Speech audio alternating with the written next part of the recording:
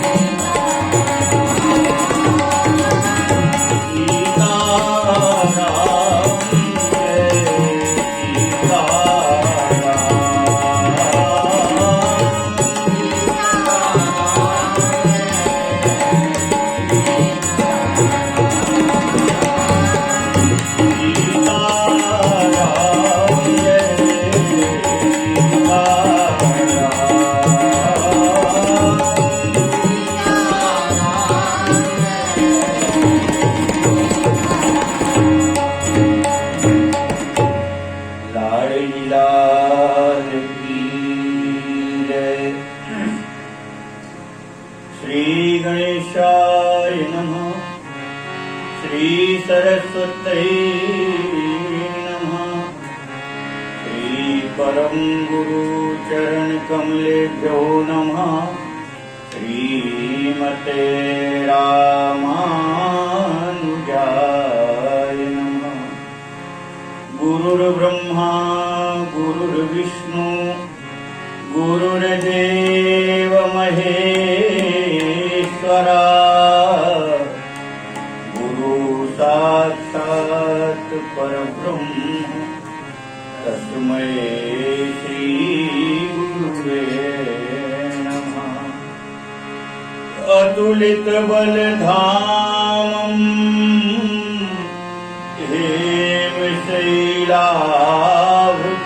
देहं धनुर्वन कृशानं ज्ञानिनामग्रगण्यं सकल गुण निधानं वानराणां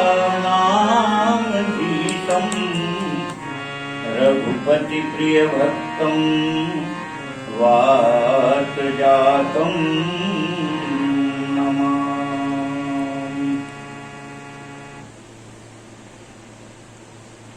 दोहा 114 के नीचे 5 मिनट पाई। कहीं कंत मुनि भेद पुराना, नहीं दुर्लभ ज्ञान समाना।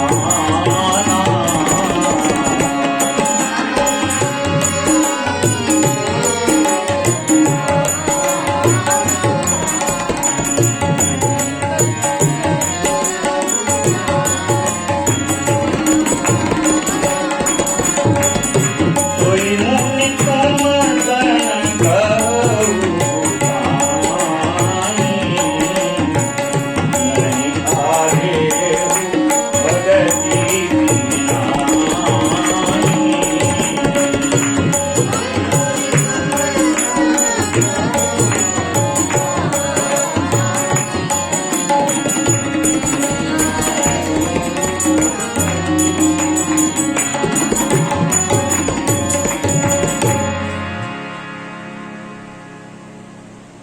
कल की कथा में श्रवण कर रहे थे अपन।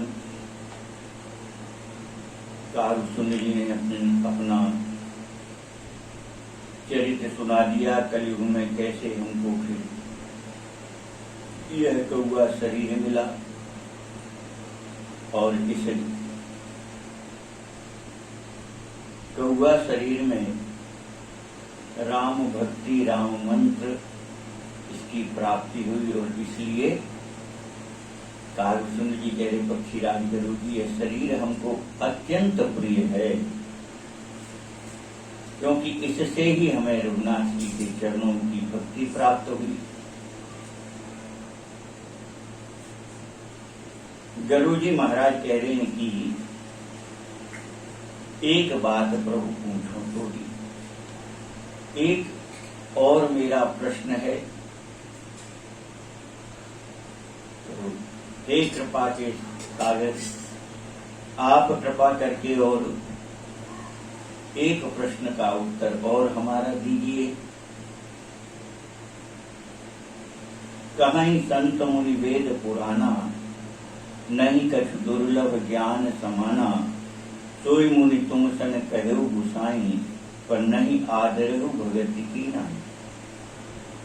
पक्षीराज गरुड़ जी का प्रश्न है कि प्रभु आपने अभी अपने इस चरित्र में सुनाया कि बार बार वह उस ब्रह्म के ज्ञान का उपदेश कर रहे थे, परंतु आपने उस ज्ञान के उपदेश का आदर तो किया नहीं और भक्ति को जिस प्रकार से दृढ़ता पूर्वक आदर दिया, सम्मान दिया, ऐसा आपने ज्ञान को नहीं दिया। तो कह रहे हैं कि ऐसे ज्ञान को आपने आदर नहीं दिया और भक्ति को आदर दिया, तो क्या ज्ञान और भक्ति में कोई भेद है? भक्ति श्रेष्ठ है क्या ज्ञान से, जिसलिए आपने ज्ञान को आदर नहीं दिया और भक्ति को आदर दिया।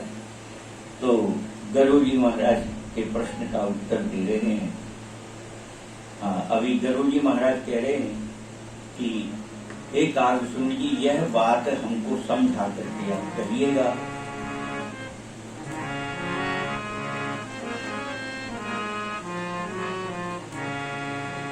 ज्ञानी भक्ति अंतर के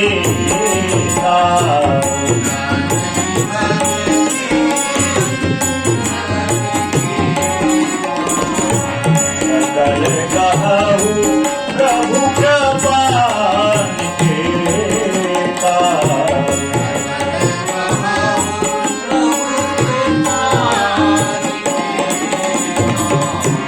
सुन उर्गारी वचन सुख माना,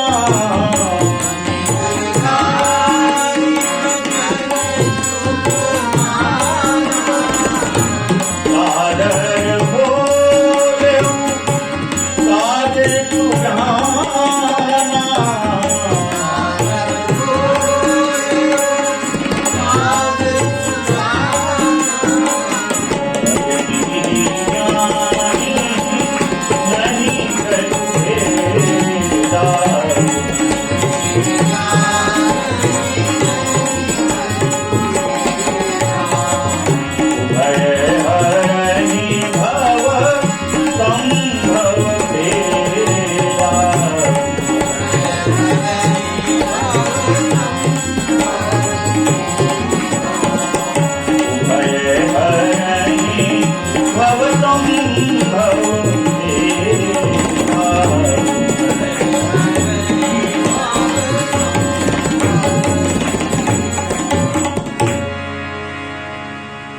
ज्ञानी भक्ति अंतर एका। गरुड़ जी महाराज कह रहे हैं पक्षी राय कागभूषण जी, ज्ञान और भक्ति में क्या अंतर है? अंतर तो होगा तब तो आपने भक्ति को आदर दिया, ज्ञान को आदर नहीं दिया जो भक्ति को दिया। तो क्या अंतर था इसमें? तो सकल कहु प्रभु कृपा ने देखा। हे नाथ, कृपा के भंडार हो आप, इसलिए कृपा करके आप हमें ज्ञान और भक्ति का अंतर भी समझा दीजिए। तो सुन उर्गारी वचन सुख माना, और सादर बोलियो काग सुजाना। गरुड़ जी का प्रश्न सुनकर के अत्यंत प्रसन्न हुए कागभूषण जी, और सुजान शिरोमणि कागभूषण जी अब कह रहे हैं कि भक्ति ज्ञान ही नहीं कछु भेदा। हे नाथ, ज्ञान और भक्ति में कोई भेद नहीं है।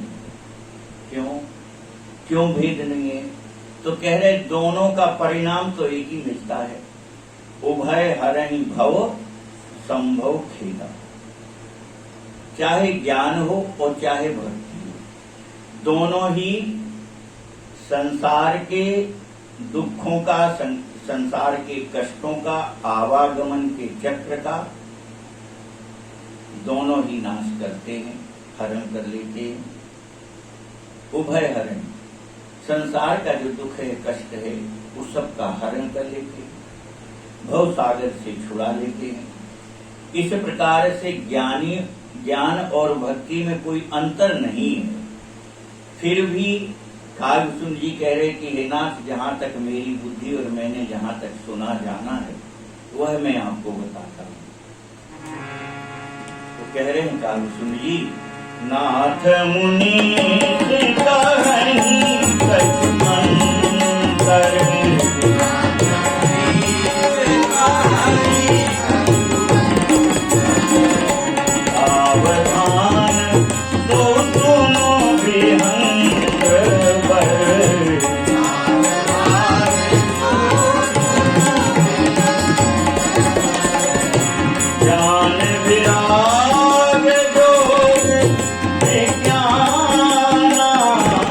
ज्ञान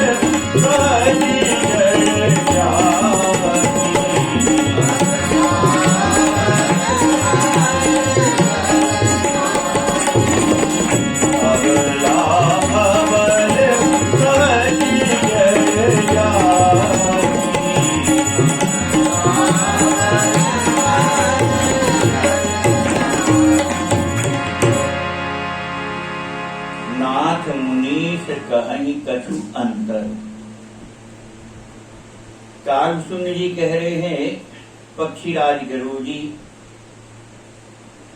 श्रेष्ठ ऋषि मुनियों ने ज्ञान और भक्ति में कुछ अंतर कहा है,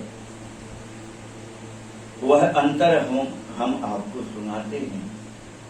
तो हे श्रेष्ठ पक्षीराज गरुड़ जी, आप अब सावधान होकर के वह ज्ञान और भक्ति के अंतर को श्रवण करिए। ज्ञान विराग जोग विज्ञाना, ए सब पुरुष सुनहु हरि जाना।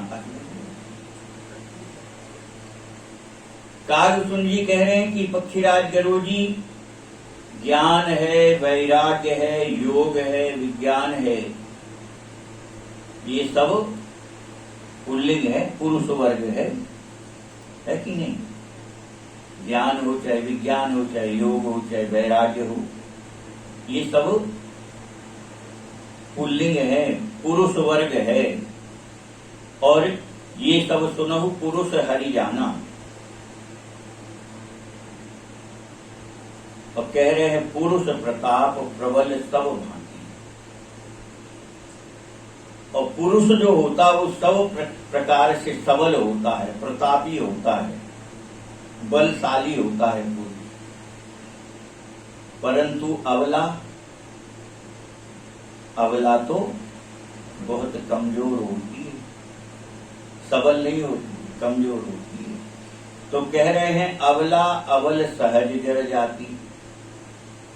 अबला जो है वह स्वाभाविक ही निर्बल होती है, स्वभाव से ही निर्बल होती है। और सहज जड़ जाती, और जन्म से ही बुद्धि भी उसकी जड़ होती है, बुद्धि में भी कुछ जड़ता बनी रहती है। अब यहां अबला किसको कह रही है? तो अबला कहा जा रहा माया को। ज्ञान भक्ति योग वैराग्य और माया, तो चार तो ये पुरुष वर्ग हैं, परंतु माया जो है वही स्त्री वर्ग है। अबला है, वो निर्बल है, और जन्म से ही वह जड़ता को प्राप्त है। तो कह रहे हैं पुरुष त्यागी सक नारी, जो विरक्त मति धीर, न तु कामी विषया बस, विमुख जो पद रघुवीर, लाडली लाल की जय। कह रहे हैं पुरुष त्यागी सक नारी, पुरुष स्त्री का त्याग कर सकता है। कौन सा पुरुष? ये संसार में जो अपन देख रहे इनकी बात नहीं कही जा रही। उनने का तलाक हो गया, उनने का वो संबंध विच्छेद हो गया, ये वाला नहीं कहा जा रहा। नहीं, यहाँ पुरुष किनको कहा? ज्ञान योग वैराग्य, ये पुरुष वर्ग है। और अबला कौन है? माया। तो कह रहे हैं यह जो वैराग्यवान ज्ञानवान ऐसे धीर बुद्धि वाले जो पुरुष वर्ग हैं, यानी जो ज्ञानी है, जो योगी है, जो विरक्त है, वह माया का त्याग कर सकता है। माया का त्याग कौन कर सकता है?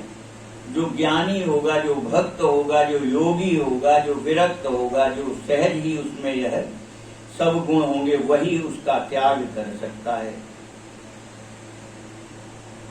संसारी आदमी की बात नहीं हो रही, यहाँ पे सावधानी की बात ये रखनी है।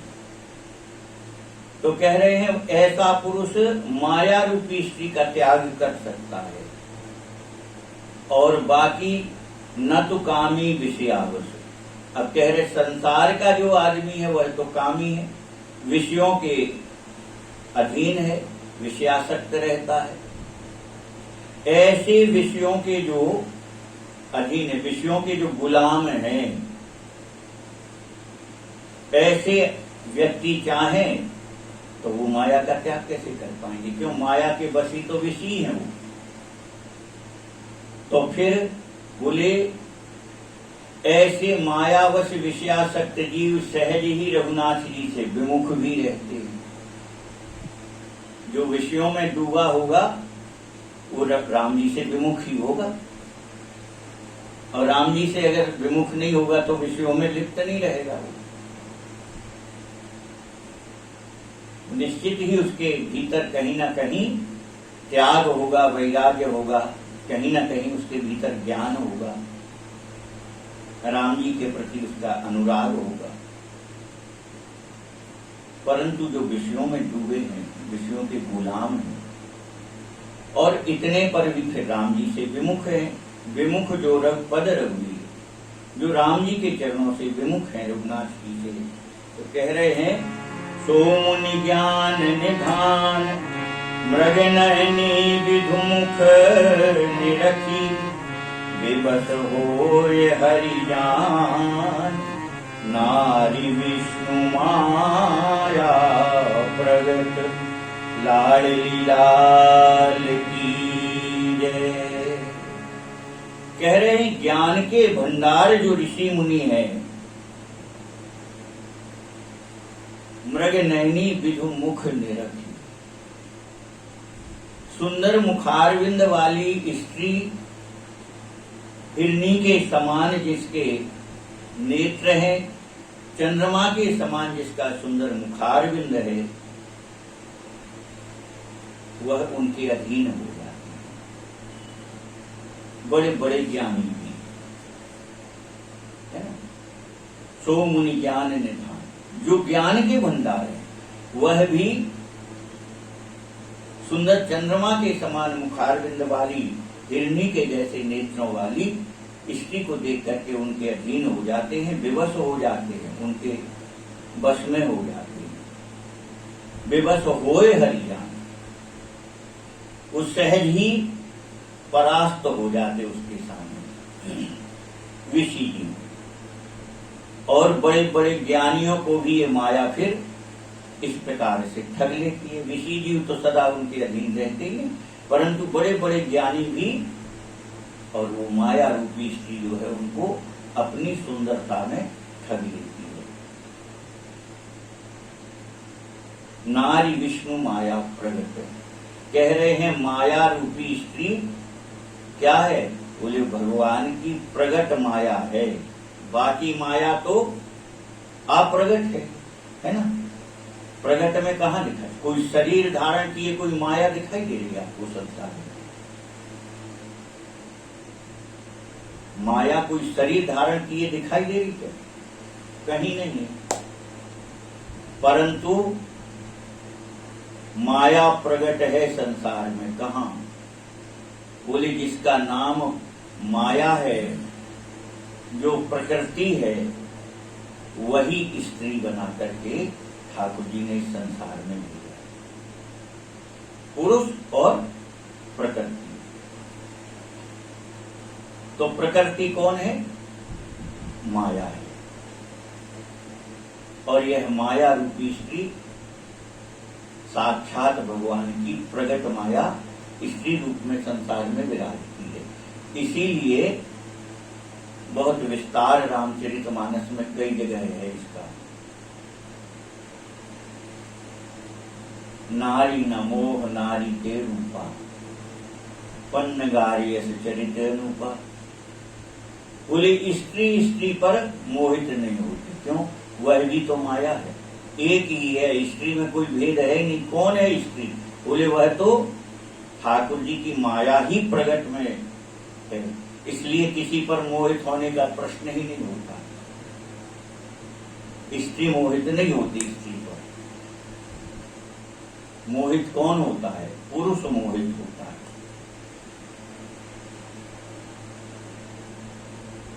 तो विषी पुरुष मोहित होते हैं, और बड़े बड़े ज्ञानी जब ज्ञान के अहंकार में डूबते हैं तो भगवान की यह प्रगट माया स्त्री ऐसी पटकनी देती है, चारों खाने चित्त हो जाते ज्ञानी, बड़े बड़े ज्ञान।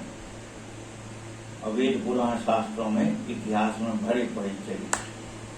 जिनने अपने काम जय का अहंकार पाला, ज्ञान का अहंकार पाला, और माया ने वहीं पटकनी दी कि नहीं दी। और इतना बढ़िया भजन कर रहे थे नारद जी, परंतु जिस बात का अहंकार किया वहीं पटकनी लगी उन्हें। लगी कि नहीं? अहंकार काय का हुआ?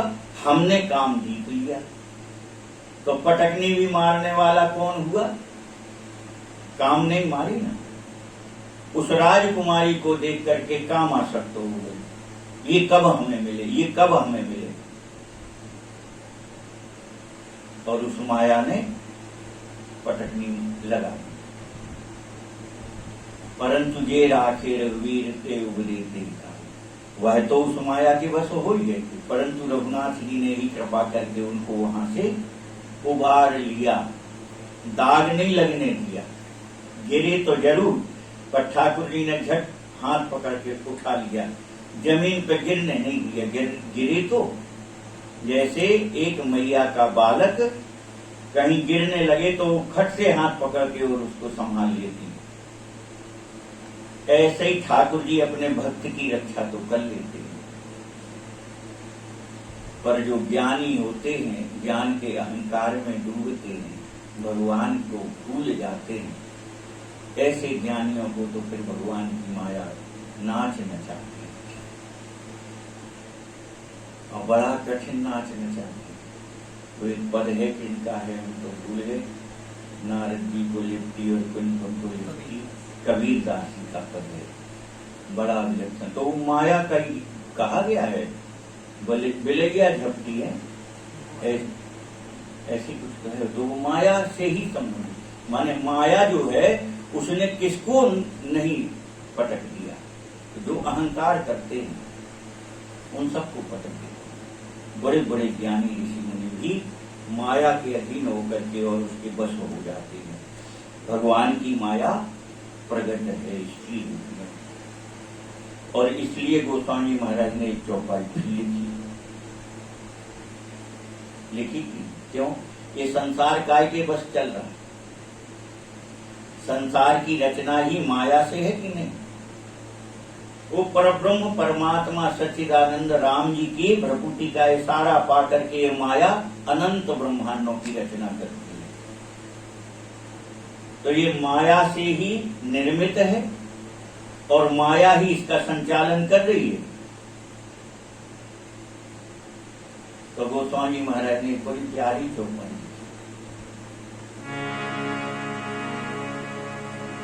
नारी विबस नर सकल गुसाई, नाचहि नर मरकट की नाम।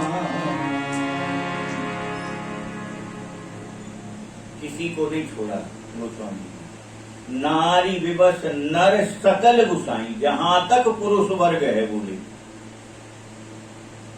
जहां तक पुरुष वर्ग है, नर सकल गुसाई, तो नाचे नट मरकट की। वो उस बंदर की तरह नाचते हैं, जब मदारी जब बंदर को इशारा करता तो इशारे पर नाचता है बंदर, भाषा थोड़ी समझता, इशारे समझता है बंदर। वो डंडा जहां पटकता है तो उस इशारे को समझ करके बंदर वैसे खेल दिखाता है। अब डंडा थोड़ी बोल रहा कि तुम ऐसे नचो की, ऐसे जाओ की, ऐसे कूदो, पर वो डंडा का इशारा जो होता ना, उसके बस होकर के वो मदारी के इशारे पर नाचता है। ऐसे ही भगवान की माया से और सारा संसार ये उसी की तरह नाच रहा है, जैसे बंदर नाचता है। नारी विबस नर सकल गुसाई, नाच ही नर मरकट। तो विष्णु नारी माया, यह भगवान विष्णु की माया ही स्त्री रूपों में प्रकट विराज रही है संसार में। इसलिए कोई कभी ताल न ठोके, अरे मेरा कुछ नहीं बिगाड़ सकता, मेरा कुछ नहीं। एक जगह और आया है, मृग नैनी विधु मुख निरख। बोले ऐसा कौन है जो सुंदर मुखारविंद वाली स्त्री के सुंदर हिरणी जैसे नेत्रों को देख करके घायल न हो जाता। मृग नैनी विधु मुख किसी ने, हाँ ये नारी नयन सर जाहि न लागा, घोर क्रोध तम निसि जो जागा, लोभ पास जई घर न बंधाया, सोनर तुम समान रघुराया। अब यहां जो कहा गया कि सोनर तुम समान रघुराया, इसका तात्पर्य है कि मानव स्त्री के नजर के बाण से बच नहीं सकता, वो तो घायल हो ही जाएगा। बचेगा कौन? बोले जो रघुनाथ जी की चरणों की शरणों में वही बच सकता है। क्यों? वहां माया नहीं जाती। जो चरणों से लगा है वहां माया का प्रवेश ही नहीं है, माया तो दूर नाचती है। तो जो रघुनाथ जी के चरणों के पास है उसकी ओर तो वह देख भी नहीं सकती। तो कौन बच सकता है? जो रघुनाथ जी के चरणों से सदा सदा लगा रहता है, वहां से हटे ना। और वहां से हटा और माया ने पटकनी दी। तो इस प्रकार से कागभूषण जी कह रहे हैं कि पक्षीराज गरुड़ जी, यहाँ ना पक्षपात कछुरा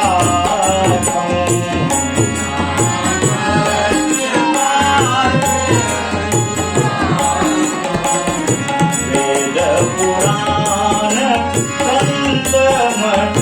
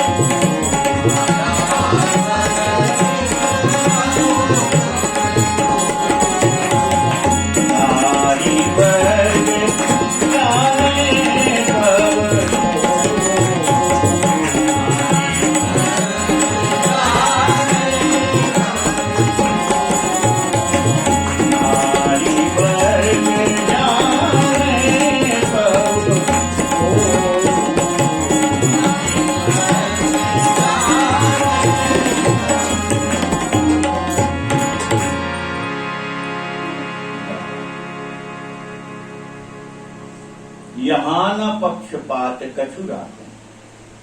कागभूषण जी कह रहे पक्षीराज गरुड़ जी, यहाँ हम कोई किसी का पक्ष लेकर के बात नहीं कर रहे। हम तो वेद पुराण और संत ऋषि मुनि महात्माओं के मत के अनुसार बात कर रहे हैं। वेद पुराण संत मत भाग, वेदों का, पुराणों का और संतों का, ऋषि मुनियों का जो मत है उनका मत कह रहा हूं। मैं कोई पक्ष नहीं ले रहा कि भक्ति का पक्ष ले रहा हूं या ज्ञान का पक्ष ले रहा हूं, ऐसा मत समझिएगा। तो क्या कहते हैं वेद पुराण सब संतों का मत क्या है? बोले मोह न नारी नारी के रूपा, पन्न गारी है चरित अनुपा। हे पक्षीराज गरुड़ जी, यह संसार का एक विलक्षण नियम है, एक विचित्रता है। क्या? बोले स्त्री स्त्री के रूप पर कभी मोहित नहीं होती। होती है? नहीं होती। कितनी सुंदर स्त्री बहू बन के आई, अब वो मुंह दिखाई जो होती ना, उसमें जो भी देखेगा तो प्रशंसा तो करेगी, पर साथ में कहीं ना कहीं डिठोना जरूर लगे। है तो बहुत सुंदर, पितना तम कैसी नाक ऐसी टेढ़ी सी है, प्रशंसा करेगी, बहुत सुंदर है, स्वभाव भी बहुत अच्छा है, थोड़े ओके ओंठ जो है टेढ़ो सो है। 100% कभी नहीं कहेगी कि भैया सब प्रकार से बहुत सुंदर, ऐसा स्थिति है। मोह नारी नारी के रूपा बनने वाली है चरित्र भी। इस ठाकुर जी की सृष्टि में एक विचित्र नियम है, स्त्री स्त्री के प्रति मोहित नहीं, और इसलिए इस सिद्धांत से माया भगति सुनो तुम दो, माया भी स्त्रीलिंग है और भक्ति भी स्त्रीलिंग है ना? माया भी स्त्री और भक्ति भी स्त्री, नारी वर्ग जाने सबको, सब जानते, भक्ति भी स्त्रीलिंग है, माया भी स्त्रीलिंग है, तो दोनों नारी हुए, और नारी हुए तो एक दूसरे पर मोहित नहीं हुए, एक दूसरे पर मोहित नहीं होती, न माया भक्ति पर मोहित होती, न भक्ति माया पर मोहित। अब दोनों में भेद क्या है? तो कह रहे भेद यह है कि एक स्त्री तो ठाकुर जी की प्राणेश्वरी है, प्राण प्रीतमा है, और एक स्त्री ठाकुर जी के दरबार में नाचने वाली है, तो दोनों स्त्री, पर दोनों में भेद है। भेद क्या है? बोले एक ठाकुर जी की प्रीतमा है, पुनि रघुवीर भगति प्यारी, भक्ति जो है वह रघुनाथ जी की प्रीतमा है। और माया क्या है? तो कह रहे माया खलु नर्तकी बिचारी, माया तो नाचने वाली नटनी की तरह है। इतना अंतर है दोनों में, भक्ति और माया में। और इसलिए जहां भक्ति विराजती है वहां माया दूर रहती है, भयभीत रहती, दूर रहती और भयभीत रहती है। कह रहे सुनिए, भक्ति ही सानुकूल रघुराया,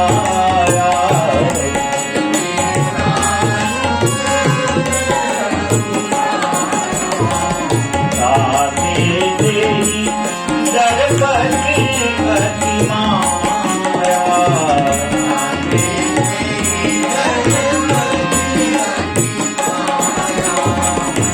राम भगति निरुपम निरुपाधि,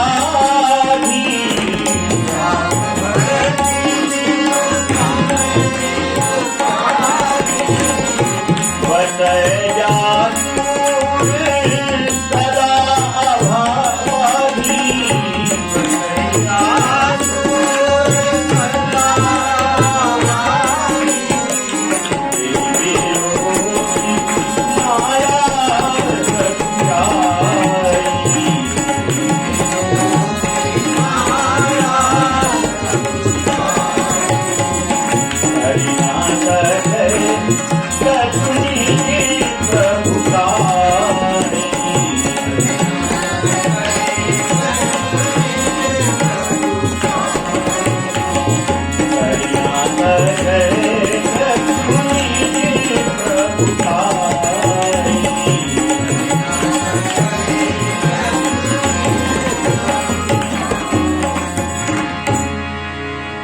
भक्ति दानुकूल रघुराया, जिनके हृदय में भक्ति है वह ठाकुर जी के कृपा पात्र है, और भक्ति जिनके हृदय में रहती ठाकुर जी उसके अनुकूल रहती। क्यों? भक्ति भगवान की प्रीतमा है, प्यार करते हैं राम जी भक्ति, और इसलिए जो भक्त भक्ति करता है ठाकुर जी उसकी रक्षा करते। तो कह रहे हैं भक्ति के कारण विशेष अनुकूल रहते हैं ठाकुर जी भक्ति पर, क्योंकि वह प्रीतमा है। और इसलिए माया जो है वह भक्ति से डरती है। ताते थे डरपत अति माया, माया बहुत डरती है भक्ति से। जैसे एक राजा की रानी और एक नाचने वाली, तो नाचने वाली उस रानी से डरती है कि नहीं? नजर मिला के भी नहीं देख सकती वो, नजर झुका के ही बात करेगी अगर करेगी। तो ऐसे ही भक्ति और माया की दशा है। भक्ति महारानी है और माया नाचने वाली नटनी है। और इसलिए राम भगत निरुपम निरुपाय, जिसके हृदय में ऐसी विलक्षण भक्ति विराजमान है जिसकी संसार में कोई उपमा नहीं दी जा सकती। निरुपम, अनुपमेय है, जिसकी संसार में कहीं उपमा ही नहीं। ऐसी भक्ति जिसके हृदय में विराजती है तो बसे जासूर सदा अबाध। कैसी? अबाधी यानी बीच में कोई बाधा न रहे। तात्पर्य अनपायनी भक्ति, अविरल भक्ति जिसको कहा गया है, वहां एक क्षण एक रोम बराबर भी भक्ति में कभी विक्षेप नहीं होता। उसी को अनपायनी भक्ति कहते, उसी को अविरल भक्ति कहते। तो जहां एक कण बराबर भी कोई भेद न रहे, कोई अंतर ना आ जाए, ऐसी भक्ति जिनके हृदय में विराजती है, तो कह रहे ये माया उनकी ओर देखती है, परंतु देख करके सपचा करके नजर झुका लेती है। ते ही बिलो की माया सकुचाई। ऐसे भक्त की ओर धोखे से भी अगर नजर पड़ती है तो सकुचा करके और नीचे देखने लगती है माया। ऐसी भक्ति की महिमा कर ही ना सके कछु निज प्रभुताई। जिसके हृदय में भक्ति महारानी विराजती हैं, माया उसकी ओर देख नहीं सकती, कुछ करना तो बहुत दूर की बात। कर ही ना सके कछु निज प्रभुताई। अपनी माया अपना प्रभाव, अपनी महिमा ये उस पर नहीं प्रभाव कर सकती। किस पर? जिसके हृदय में भक्ति विराजमान है। अस विचार ये मुनि विज्ञानी, जाचहि भगति सकल सुख खानी। काव्य सुन जी कह रहे पक्षीराज गरुड़ जी, ऐसा विचार करके जो विवेकवान ज्ञानवान ऐसे ऋषि हैं, जो ब्रह्म ज्ञानी हैं, जिन्हें विवेक जागृत है, वह सदा सदा भगवान से भक्ति की ही याचना करते हैं। जाचहि भगति सकल सुख खानी, संपूर्ण सुख की भंडार खान।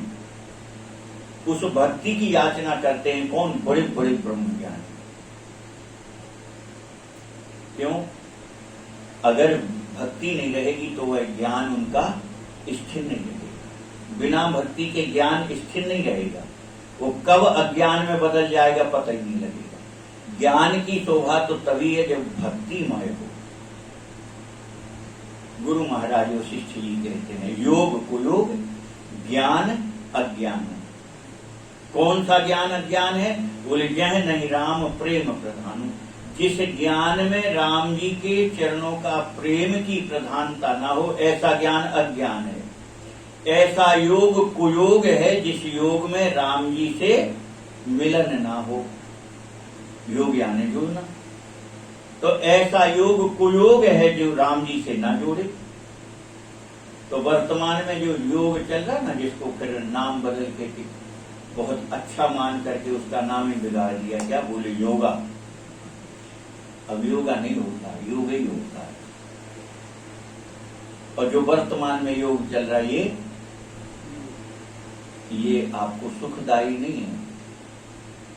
क्यों? ये भगवान से कहां जोड़ रहा है? जो तो बाल सफेद न हो, गाल पे झुर्रियां न पड़े, हड्डी में दर्द न हो, है इसके लिए है ये योगा। तो योगा नाम भले दिए हैं, योग नाम भले दिए हैं, पर योग नहीं है वो तो कुयोग है। क्यों? उसमें राम प्रेम की प्रधानता ही नहीं है। सचमुच योग कौन सा है? जब योग की आसन पर बैठ करके ठाकुर जी के ध्यान में जब योगी डूबता है। सच्चा योग कौन सा है?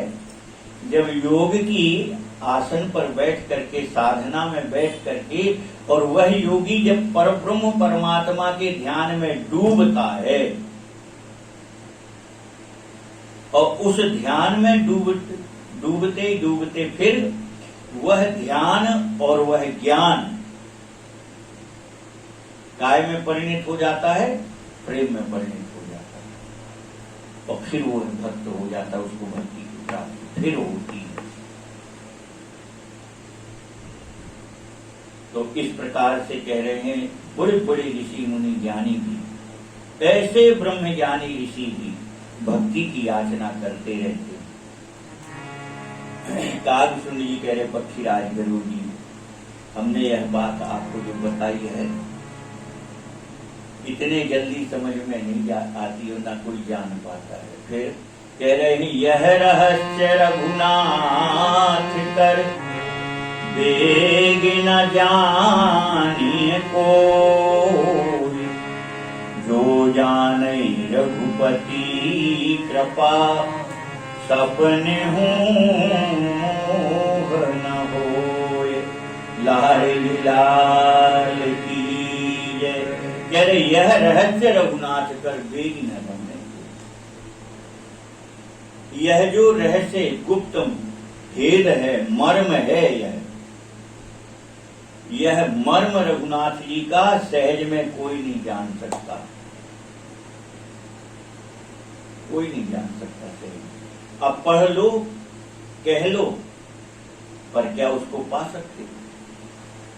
पढ़ लोगे, कह लोगे, परंतु क्या उससे प्राप्ति हो जाएगी आपको? बताओ, प्राप्ति हो जाएगी क्या? नहीं हो। क्यों? किताब में आप जाते हो, रेस्टोरेंट में लिखा है रसमलाई, रसगुल्ला, दूध का हलवा, सब लिखा है। पढ़ लो और सामने धरी तो देख लो, पर प्राप्त हो जाएगा क्या? बताओ, प्राप्त हो जाएगा क्या? पढ़ने से क्या प्राप्त होगा? रखा है, दिखाई दे रहा, क्या प्राप्त हो जाएगा? कैसे होगा? उसके बदले में कुछ लगाना पड़ेगा ना।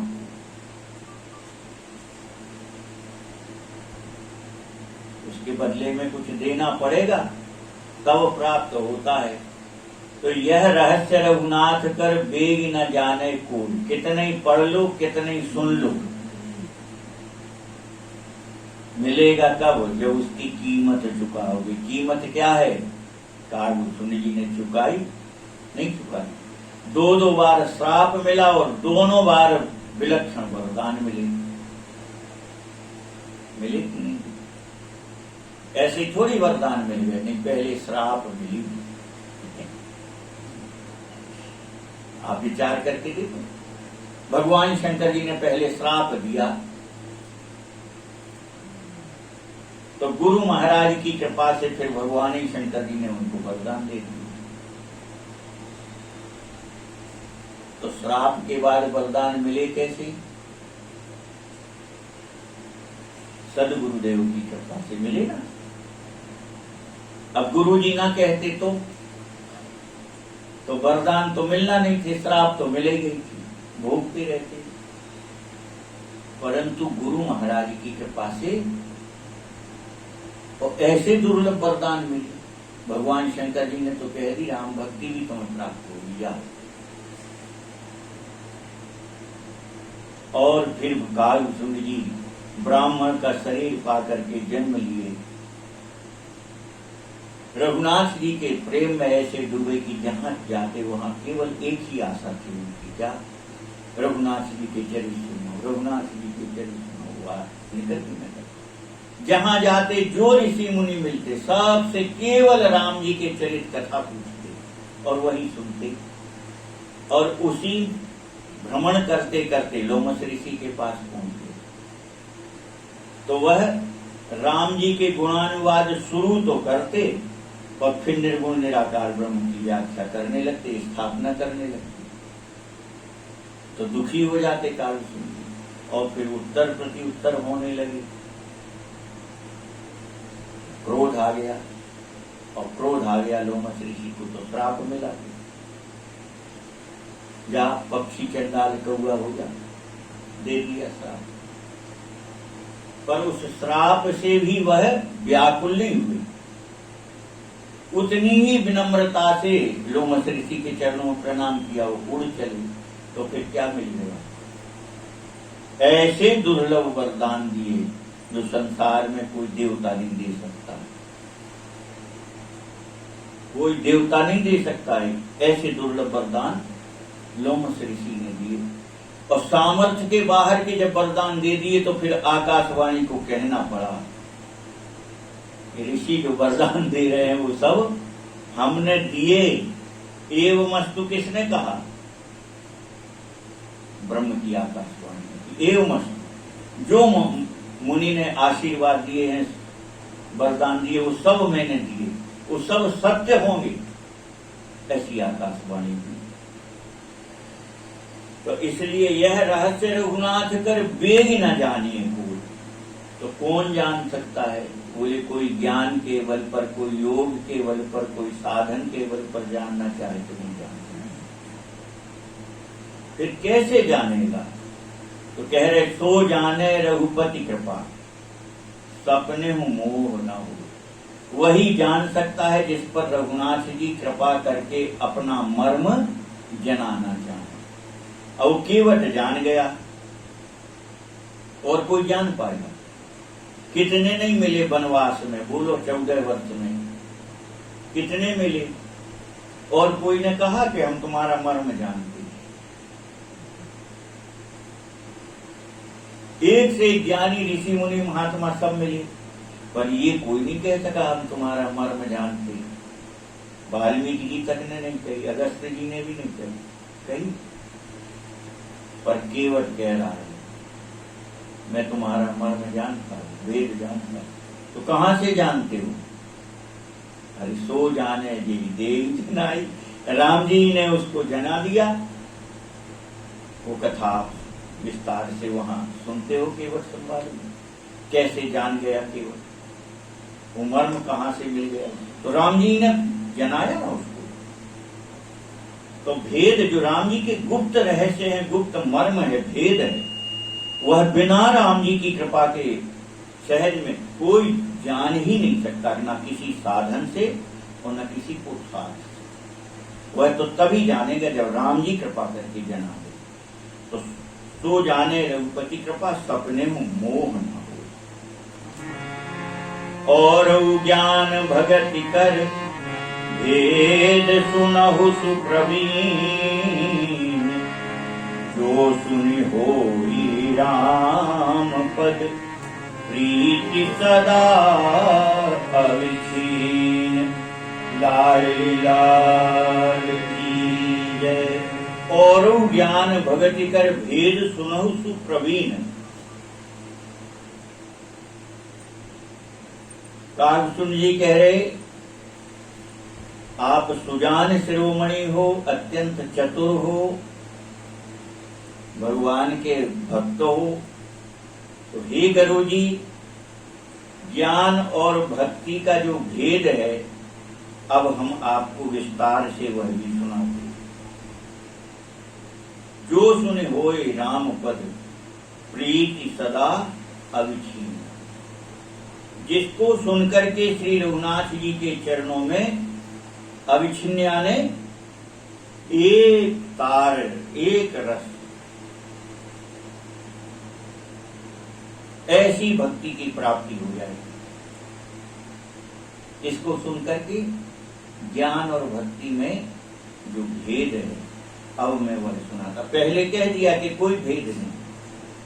क्यों? दोनों का प्रभाव क्या है?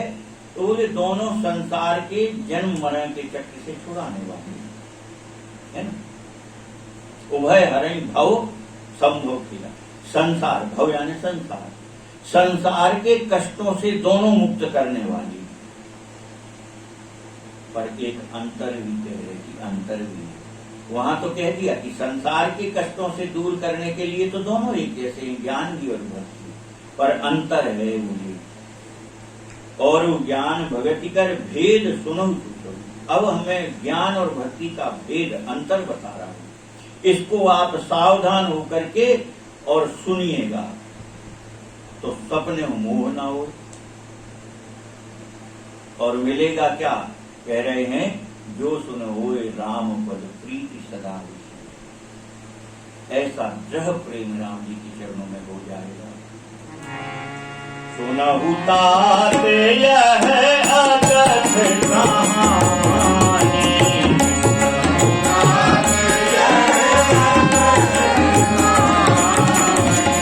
समुझत बनाई ना जाई बखानी।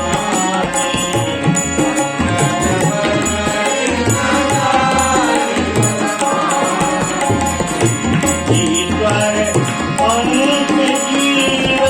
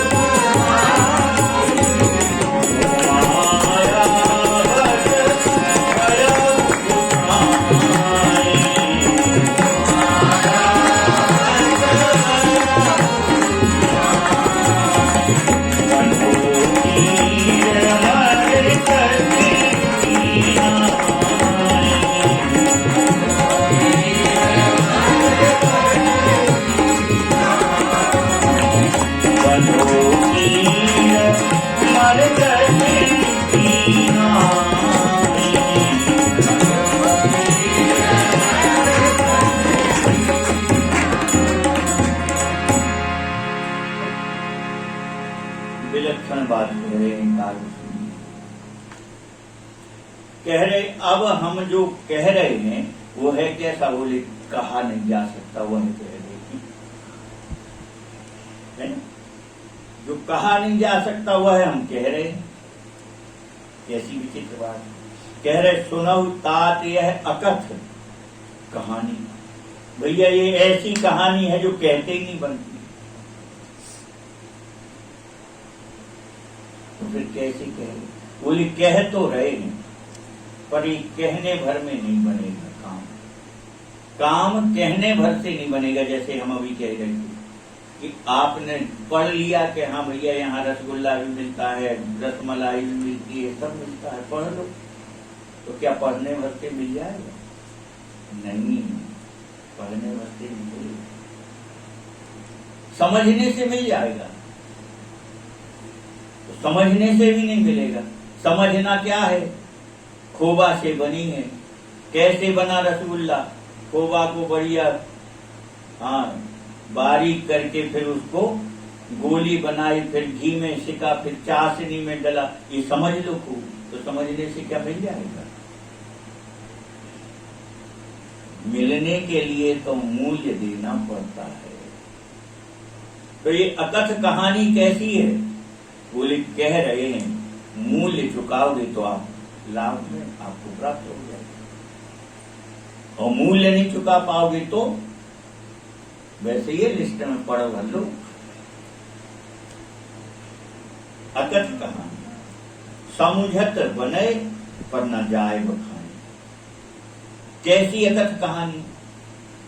कह रहे हैं वह बखान करते नहीं बने, फिर बोले समझ में आ जाए तब तो ठीक है, और ना समझ में आए तो हमारा कहने बेकार रहेगा, आपका सुनना बेकार है। तो हमारा कहना, आपका सुनना इतने में नहीं मिलेगी। मिलेगी कैसे? हम जो कह रहे हैं इसको समझ लोगे तब जाकर के प्राप्त होगा। समझत बने, समझ में आ जाए तो बन गया, और समझ में ना आए तो व्यस्त चली गई, समय ही व्यस्त गया। तो कैसी अकथ कहानी है?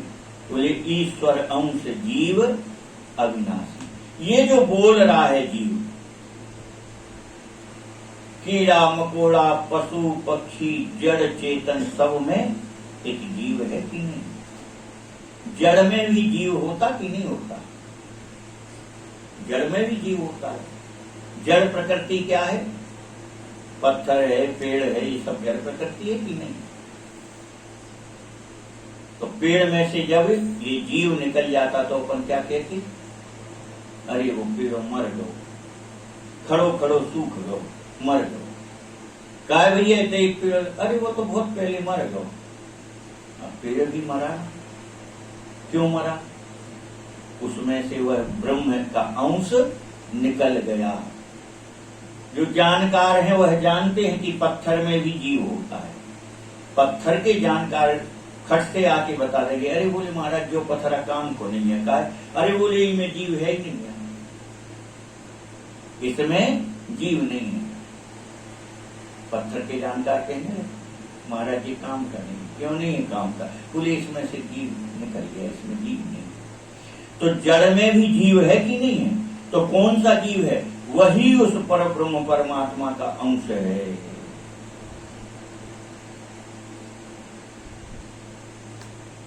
और वह जब इसमें से निकल जाता तो अपन कहते वो मर गया। तो जड़ हो चाहे चेतन हो, सब में उसी का अंश विराज रहा है। ईश्वर अंश जीव अविनाशी। अब यह जो उसका अंश जीव है यह अविनाशी है। अविनाशी, इसका नाश नहीं होता। तो अब हम तो भाई संस्कृत पढ़े नहीं ना, हमने गीता जी पढ़ी है, ईमानदारी की बात करते हैं। तो सुना जरूर है कि गीता के श्लोक का एक अर्थ है कि जीव कुछ ऐसा श्लोक है नैनम, तो हम नहीं पढ़े थे। ईमानदारी की बात सुने जरूर है कि ना वो जलता है, ना वो गलता है, ना वो मरता है, ना वो सड़ता है, ना गलता है। तो जीव कैसा है? बोले अविनाशी, उसका विनाश नहीं होता। क्यों? वह उस अविनाशी का अंश है। वह उस अविनाशी का अंश है, इसलिए अविनाशी के ही गुण उसमें रहेंगे। इसीलिए एक कबीरदास जी का दोहा क्या?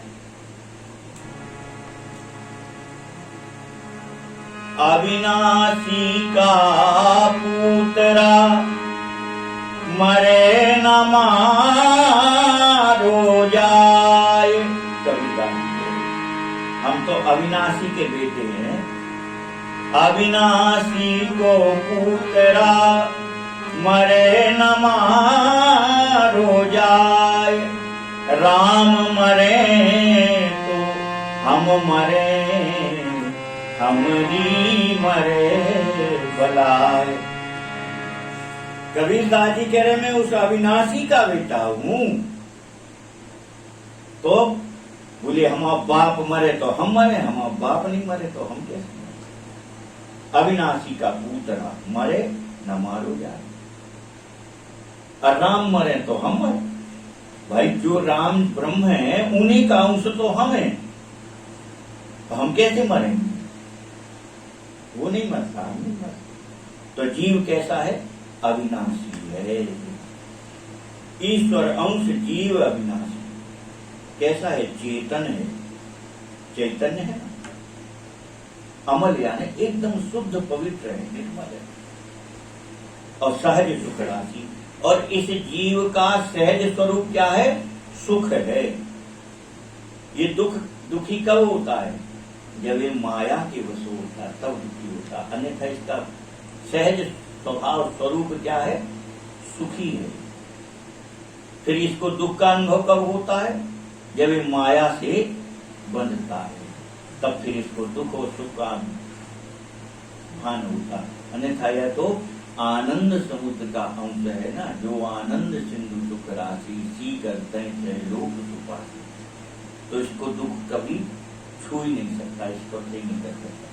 तो फिर क्यों दुखी होते हैं? क्योंकि माया वश हो जाता है जीव, इसीलिए दुखी होता है। तो चेतन अमल सहज रस सुख राशि सो माया वश भय गुसाई, ये चौपा जा गया। सो माया वश भय गुसाई, यह जैसे ही माया के अधीन होता है और बस इसकी यह दशा शुरू हो जाती, फिर इसको सुख और दुख यही लगे रहते हैं। इसकी दशा कैसी है? बोले बंधो की मरकट की नाई, बंदर और तोता जैसे बहेलिया के फंदे में फंस जाते हैं, ऐसे यह जीव माया के फंदे में फंस जाता है। अब इसके विस्तार से कथा कर श्रवण करेंगे अपन। आज समय हो गया इसकी कथा। ये लाड़ लीला